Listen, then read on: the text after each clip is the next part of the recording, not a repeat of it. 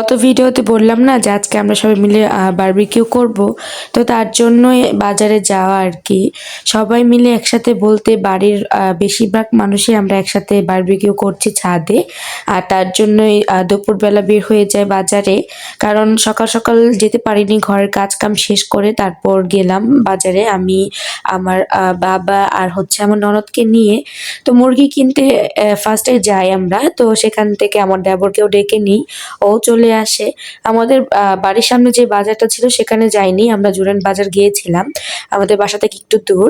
তো সেখানে দুপুরবেলা গিয়েছি, তো দেখলাম যে একটু ভিড় কম। আর মুরগির গন্ধে আমি তো একদম দাঁড়াতেই পারছিলাম না, খুব কষ্ট করে দাঁড়িয়ে দাঁড়িয়ে মুরগিগুলো কিনতে হয়।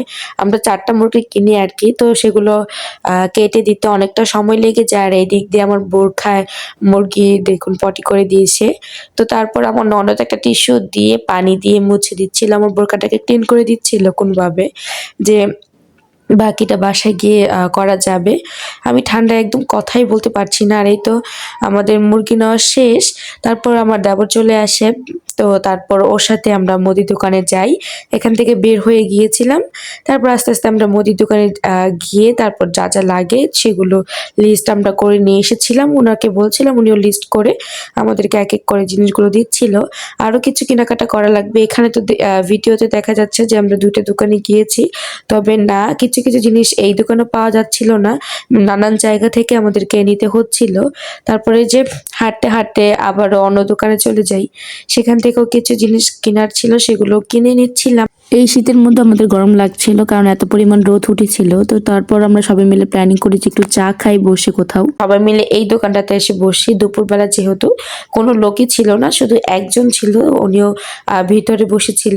তো তারপর আমরা সবাই মিলে এখানে একটু চা খাই, একটু কথাবার্তা বলি। আর আমার দেবরকেও বলি, ও আমাদের সাথে থাকবে আজকে। তো কি কি প্ল্যানিং হচ্ছিল না হচ্ছিল ওকেও বললাম। তারপর আমরা বাসায় চলে যাচ্ছি, ক্ষুধাও লেগেছে, বাসায় যেয়ে খাওয়া দাওয়া করতে হবে। আবিরকে কল দিয়ে বলে দিয়েছিলাম যে আমরা চলে আসতেছি, তুমি কোথায় আছো বাসায় এসে পড়ো। তো এসে দেখে উনি ছাদে আছে, আমরাও ছাদে উঠে উঠে দেখছি যে ও 2 ভাই মিলে অল্প করে কিছু লার্কি কেটে রাখছিল, যদি কয়লাতে লার্কি লাগে তাহলে দিবে। তো ওকে নিয়ে আমরা নিচে চলে আসি, আবিরকেও বললাম যে তুমিও চলে আসো। তো আসার পর আমি এখানে সবাইকে খাবার বেড়ে দিচ্ছিলাম, সবাই মিলে একসাথে খাবো। আমি মূলত বেশিরভাগ বেড়ে দিই, কারণ বউ তো আমি বাসার, তার জন্য। তো সবাই মিলে এখানে খাওয়া দাওয়া করি। খাওয়া দাওয়া করার পর একটু রেস্ট নেওয়ার সময় পাইনি, সাথে সাথে রান্না করে চলে আসতে হয়, কারণ সন্ধ্যা হয়ে যাবে প্রায়, দিন যেহেতু ছোট। আবির এসে ম্যারিনেট করে রেখে দেবে, আর আমাদেরকে বলেছে এগুলো করে রাখতে। তো আমার বাবার বউ চলে আসে আমাদেরকে হেল্প করতে। তারপর আমি এখানে লেবু কাটছিলাম, আর ওরা আমার ননদ মুরগি ধুচ্ছিল, আরও আদা রসুন কাটছিল। এখানে আমি সবকিছু ব্লেন্ড করার জন্য নিয়ে এসেছি, সবকিছু ব্লেন্ড করে একবারে রেখে দিচ্ছিলাম।